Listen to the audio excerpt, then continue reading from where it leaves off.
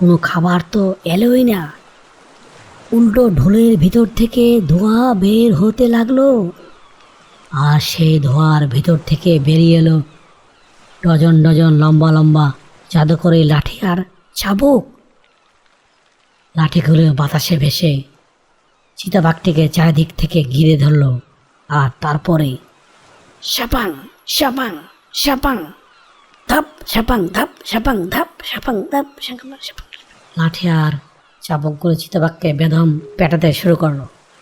চিতাবাঘ গুহার ভিতরে এদিক ওদিক লাফাতে লাগলো, কিন্তু লাঠিগুলো তাকে ছাড়লো না। চিতাবাঘ যন্ত্রণায় চিৎকার করতে করতে বলতে লাগলো, ওরে বাবারে, ওরে বাবারে, ওরে বাবারে, মরে গেলাম রে, আমাকে বাঁচাও গজু ভাই, আমাকে ক্ষমা করে দাও। আসলে এই জাদুকরি ঢোলের এই গোপন নিয়মটি ছিল, এটি কেবল নিঃস্বার্থ আর দয়ালু হৃদয়ের মানুষের বা পশুর কথা শুনতো। যদি কোনো লোভী বা চোর এটি অন্যায়ভাবে বাজাতো, তবে খাবার দেওয়ার বদলে এই ঢোল তাকে চরম শাস্তি দিত।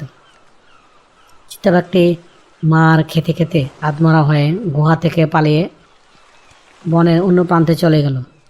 আর কোনোদিন সে লোভ করার সাহস পায়নি। পরদিন সকালে কচ্ছপ তার জাদুকরি ঢোলটি বনের মাঝে অক্ষত অবস্থায় ফেরত পেল। সে আবারও ঢোল বাজিয়ে বনের সমস্ত পশু পাখিকে খাওয়ালো। পুরো বনে আবার শান্তি ফিরে এলো। হ্যালো বন্ধুরা, কিউবার এই সুন্দর লোককাহিনী আমাদের শেখাচ্ছে অন্যের জিনিস চুরি করলে বা অতিরিক্ত লোভ করলে তার পরিণতি সত্যি ভয়ানক হয়। হ্যালো বন্ধুরা, আজকের গল্পটি তোমাদের কেমন লাগলো কমেন্টসের মাধ্যমে নিচে জানিও। আবারও দেখা হবে অন্য কোনো গল্পে। ভালো থাকো, সুস্থ থাকো, ধন্যবাদ। Thank you for watching. Please subscribe.